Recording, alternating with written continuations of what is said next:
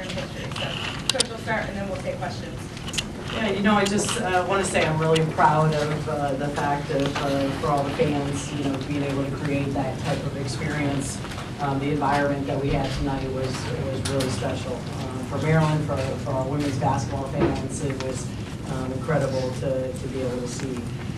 Obviously, you have to give credit where credit is due. I mean, you saw from Uconn's end, just anytime there were any kind of game runs, I thought they did a tremendous job kind of putting that dagger, whether it be an open three, an offensive putback, making you pay for the type of breakdowns.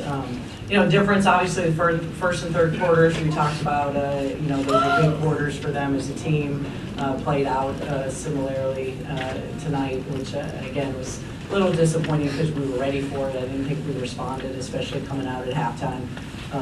They went 5 for 5 from the field, and I didn't think we handled coming out at halftime very well at all. But big picture, it's December 29th. We learned a lot about our team today.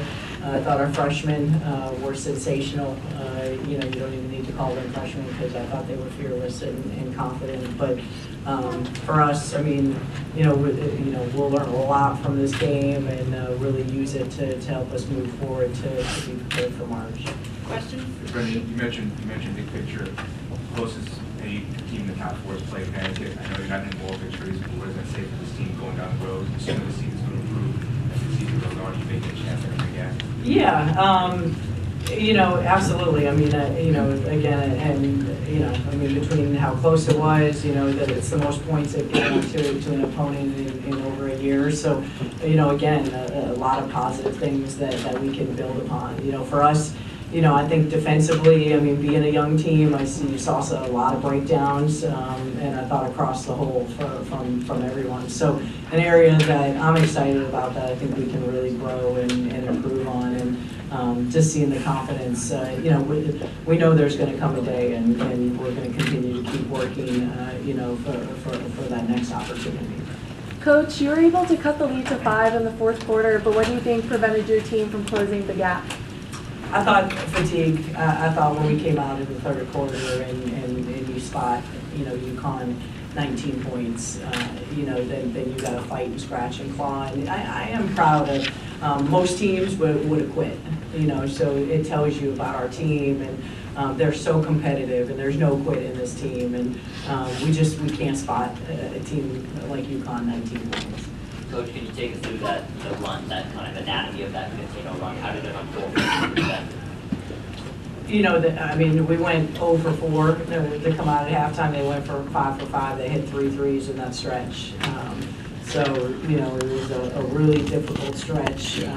Defensively, I think we got lax, obviously. I thought Kaila Samuelson continued to separate and show why she was the #1 player of the year coming out of high school. She was sick. She was thrown up in a trash can over at the side and goes out and gives that kind of performance in the second half. I thought it was a gutsy performance by her. Brionna, do you think you all close the gap a little bit on Connecticut? Closest, maybe the top 4 people back to them. How do you feel you are compared to them now? I think we have close the gap, but I think it's just back to us, working on our game and working on getting stops when we need it, and just playing through every possession and not taking any plays off. I think in the third quarter we relaxed a little bit, and they took advantage of that. I think we just have to be cognizant of that and do better to stop their runs when they start. Coach Frese, turnovers in the first half, 10 turnovers in the first half. How much did that impact what you were trying to do to stay close with Connecticut, which is something that a lot of teams, as we've seen in recent years, really struggle with? Yeah, we talked about that at halftime. We had a negative assist-to-turnover ratio, and we wanted to be able to get shots at the basket. And, again, I felt like we spent too much time in the first 2 quarters kind of feeling our way versus trusting the system. We spent a lot of time on film seeing how they are exposed to dribble drives. We didn't get to it until the fourth quarter, and kind of trusting the system offensively. Same thing in terms of the defensive end as well. Coach, 3 things that you do particularly well with this team: rebounding edge, offensive efficiency, and shot shot and being able to play with depth at peak. Do you think that is the game plan to taking down Uconn and why you guys have been so competitive against them both this year and last year? Yes, to an extent. I just think that for us, we're not afraid of the name on the jersey, and I think that's 3/4 of the battle when teams go into. You know, I felt like our team, you know, was extremely confident, you know, going into this game. Our last 2 practices and where we've been at, you know, they know how talented they are collectively as a unit, as a team. So I think a blend of both, right? You got to be able to rebound, you got to be able to take care of the ball and have those possessions, but you got to be able to have the confidence. And you saw that when we were down 19, we still believed that we had a shot to be able to win this game. Yeah, so what's kind of the thought process when you're down 19 to kind of fight your way back there? I just say like playing Maryland basketball, not really giving away from what we do, and just kind of taking it possession by possession. Because if you look too far ahead, then you're already lost. And so I'd say we did really well, just like taking it possession by possession and just kind of knocking slowly away at the lead. This is for either Destiny or Kaila. You guys both spent some time guarding Samuelson throughout the game. She was 2-of-8 in the first half. Chan took over a little bit in the third. What makes her such a tough player to guard? Obviously, you know, not we're going to recruit out of her class. What makes her so tough to stop? I mean, I just think she's a relentless player. Like, we had her Con 1, and she was still getting through it. She's just a tough player to guard, and she can get to the rim. She can do a lot. So I just say she's an overall good player. Like Destiny says, she doesn't give up. She stays moving, so she doesn't have one when she'll try to find another. But it's just all things that we can fix. So. Brionna, just, you know, second year in a row having double-double against Uconn, but just what Gino said was that no one would argue on the country. What was it like, knowing that you're playing in front of WNBA talent scouts and being able to show that once again? I think it was about coming out and giving a good game for the crowd, all of our fans that came. It was amazing having all those fans here tonight. So I think it was just more playing for them and playing for our team just to get the win. Kyle, what was this experience like for you playing, actually playing on the team prior to playing for 18,000, kind of the whole environment and atmosphere? It was electrifying because just having that crowd cheering for you just gives you that energy. So overall, it was just an exciting game, very intense, but I had fun overall. I think my teammates did too, and we worked hard and we were playing very hard. Question for everyone on the panel up here. How well prepared do you feel that this game has you now heading into Big Ten play?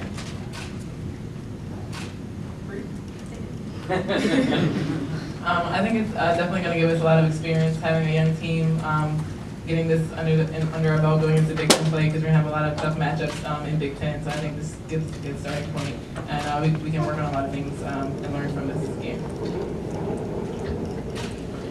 Coach, for you and Destiny, just to have a freshman point guard excel the way that you do tonight, what do you learn from that as far as what it means for the leadership of your team, you know, going into Big Ten play the rest of the season, and does it sort of destroy the myth of the freshman point guard? Yeah, I mean, you know, age is just a number. You know, class is, you know, means nothing. I mean, you see, I mean, everybody got to witness tonight what makes her so special, and she just has it. She's poised beyond her years. You know, she's, you know, her spirit, her energy. She's never going to quit. And that's contagious. You know, when you have that kind of energy and you're able to feed off of it amongst your teammates, and you know, she's had a lot of experience and you know, just plays beyond her years. My coach is really patient with me.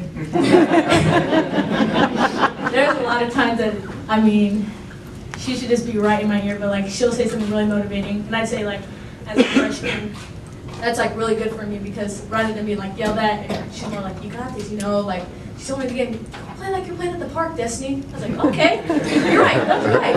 And so like I just say like having her always in your ear, but like positive vibes. That really just keeps you going as a freshman, because I mean she's so positive, just you're like energized off of it. So. Anything else? Coach, you said earlier that you were surprised that Uconn was undefeated as far as Gino said he expects them to lose. Do you expect this team to lose this year? You know, we all have to find a way, right? I mean, as they continue to keep playing, I mean, we all have to continue to get better in order for us to be able to see that happen.